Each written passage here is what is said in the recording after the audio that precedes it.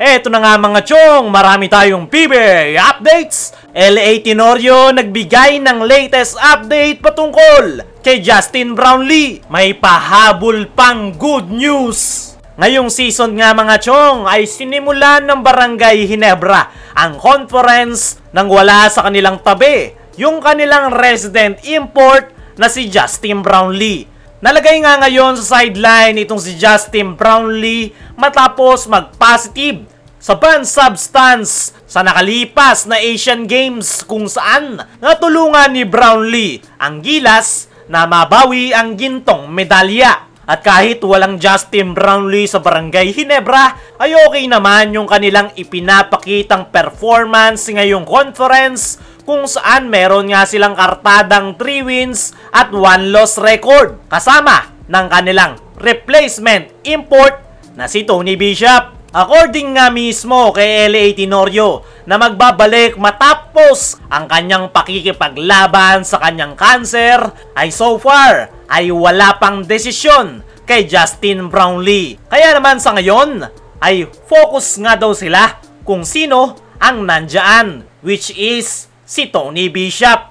Ayon nga sa mga latest na lumalabas patungkol kay Justin Brownlee ay possible 3 months yung suspension na ipapataw sa kanya ng FIBA. Pero wala pa nga talagang official announcement na ibinababa ang FIBA patungkol sa suspension ni Justin Brownlee. Pero napakalaki ng chance na hindi na yan tatagal sa 3 months. Kaya naman, possible na sa January o February malilift yung suspension sa nasabing Barangay Ginebra resident import. At mukhang wala ngang balak ang Barangay Ginebra na magpalit ng import, lalong-lalo na sa mga oras na yan ay nasa playoffs na ang PBA at malaking problema para sa kanilang kuponan kung magpapalit sila ng import. At mukhang magi-stick si Coach Tim kay Tony Bishop kahit pa maging available si Justin Brownlee sa darating na January.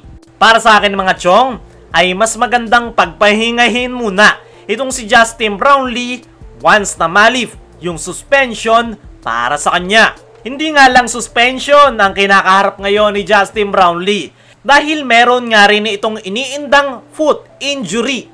Kaya mas mapapaganda talaga kung magpapahinga muna itong si Justin Brownlee. Dahil okay naman yung ipinapakita nitong si Tony Bishop. Hindi nga ito explosive player gaya ni Brownlee, pero nagagawa naman niya ng maayos ang kanyang role sa Barangay Ginebra, lalong-lalo na pagdating sa depensa. Maging si LA Tenorio nga ay humahanga kay Tony Bishop at sinabi pa nito na makikita mo yung eagerness niya to blend in right away. It's not easy for Tony and for the team that we have a different import after 7 years. Pero nakikita ko yung effort tsaka eagerness ni Tony na makapag-blend in sa team. Ayon nga sa mga statement na yan ni LA Tenorio, ay inilalarawan nga ni LA na masipag itong si Tony Bishop.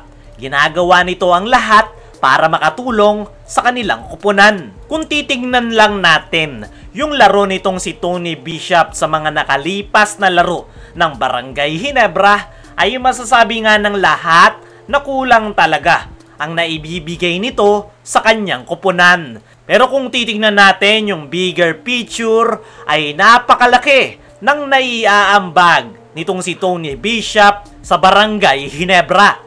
Masyado nga lang nasanay yung Barangay Ginebra fans sa mga ipinakita ni Justin Brownlee. Kaya naman, hindi nga nila na-appreciate yung mga naibibigay naman ni Tony Bishop ngayong conference. Kung papipiliin niya ang Barangay Ginebra management kay Tony Bishop at healthy Justin Brownlee, ay paniguradong si Justin Brownlee ang kanilang pipiliin. Pero ngayon nga na hindi talaga po pwedeng maglaro si Brownlee dahil sa iniinda nitong injury at nakapatong na suspension, ay no choice talaga ang Barangay Ginebra kundi sumandal kay Tony Bishop. Bukod sa update kay Justin Brownlee, ay nagbigay din ng good news update sa Barangay Ginebra itong si LA Tenorio. Dahil kinumpirma nga nito na makakabalik na si Jamie Malonzo sa darating na linggo kontra Terra Firma Jeep. Okay na nga daw yung kamay nito at handa nang makapaglaro. Magandang balita nga yan mga chong, dahil paunti-unti ay nakukumpleto ng muli ang lineup ng Barangay Ginebra. Sana lang talaga ay wala nang tamaan pa ng injury. Umaasa nga itong si LA Tenorio at sinabi pa na nakakakalahati na sila ng kanilang game schedule. Hopefully, makakumpleto na kami at makamove forward kami. So far, ang game namin inconsistent pa. Pero ganun naman talaga kami. You just have to be in right spot sa playoffs.